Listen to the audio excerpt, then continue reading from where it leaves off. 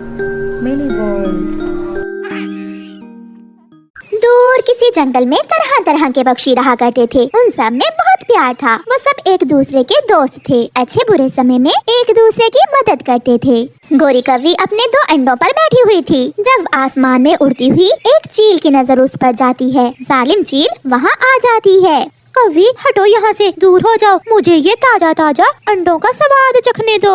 ये अंडे मेरे हैं और कोई माँ कैसे किसी को अपने अंडे दे सकती है? तुम मेरा मुकाबला नहीं कर सकती हो। तुम भी मरोगी और तुम्हारे अंडे भी। पीछे से तेजी से उड़ती हुई चिड़िया वहाँ आ जाती है। मैं इसकी सहेली हूँ। तुम्हें 1 का नहीं 2 का मुकाबला करना होगा। हम अपने अंडे बचाने के लिए आखिरी सांस तक लड़ेंगे। एक कौवी और एक चिड़िया दोनों मिलकर भी मेरा कुछ नहीं बिगाड़ सकती। मिठू तोता बहुत गुस्से में वहाँ आ जाता है। मेरी तेज चोंच से तुम्हें कौन बचाएगा? ये 2 नहीं बल्कि अब 3 है। लड़ो, अगर हिम्मत है तो आगे बढ़ो। चील थोड़ा डर जाती है। मोटी चोंच वाले तोते, दूसरों की लड़ाई में ना आओ। ये लड़ाई दूसरों की नहीं है। हम सब इस जंगल में एक परिवार की तरह रहते हैं। कबूतर भी बुलंदी में ये सब देखकर वहाँ आ जाता है। और मैं भी इसी परिवार का सदस्य हूँ। अगर जान बचाना चाहती हो तो भाग जाओ यहाँ से। चुपचाप कोई बात किए बिना चील भीगी बिल्ली बनकर वहाँ से भाग जाती है। हमने कर दिखाया, हमने दुश्मन को भगा दिया है। शुक्रिया मेरे दोस्तों। अगर आज आप सब मेरी मदद को न आते तो ये चील अब तक मेरे अंडे पी गई होती। ऐसे वो सब पक्षी एक दूसरे की मदद करते थे।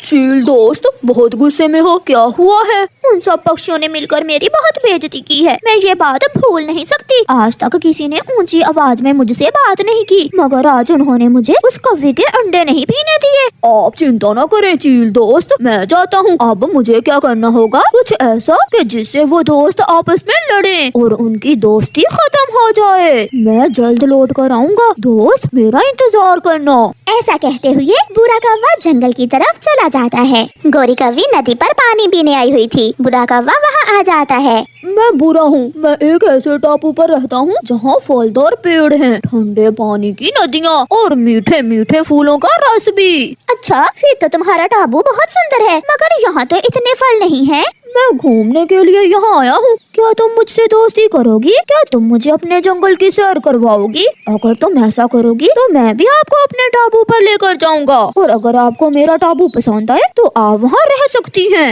ये सब सुनकर गोरी कौवी बहुत खुश होती है। हाँ, आज से तुम मेरे दोस्त हो। मैं करवाऊंगी आपको अपने जंगल की सैर। चलें, आप मेरे साथ मेरे घर चलें। गोरी कौवी बुरे कौवे को अपने घोंसले में ले जाती है। चिड़िया वहाँ आती है। गोरी बहन, चलें, आज हमें दाना लेने पहाड़ों की तरफ जाना होगा। तुम जाओ छोटी चिड़िया, अब मैंने दोस्ती कर ली है गोरी से। हमें किसी और की दोस्ती की जरूरत नहीं है। तुम जाकर दाना खाओ। गोरी बहन, ये आवारा और बदसूरत कौवा कौन है? खबरदार चिड़िया, तुमने अगर मेरे नए दोस्त के बारे में एक भी शब्द और कहा, जाओ तुम यहाँ से, चली जाओ। गोरी, क्या बात है? तुम्हारा दिमाग तो ठीक है। किसी अजनबी के लिए तुम मुझे यहाँ से भगा रही हो? ये कौवा फलों वाले टापू से आया है और 2 दिन बाद जब मेरे अंडों से बच्चे निकल आएंगे तो मैं भी अपने इस नए दोस्त के साथ नए टापू पर चली जाऊंगी। चिड़िया वहाँ से चली जाती है। आप अपने अंडों के पास रुके, मैं अभी आपके लिए मीठे मीठे फल लेकर आता हूँ। फिर बुरा कौवा जाता है।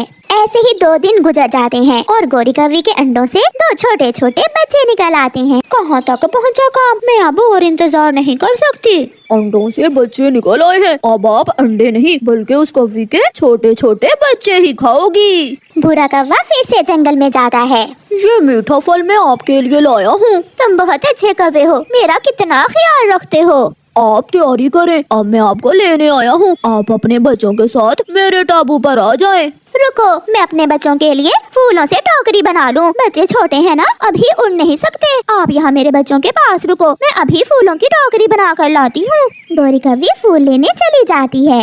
गोरी, तुम अपने बच्चों को लेकर कहाँ जा रही हो?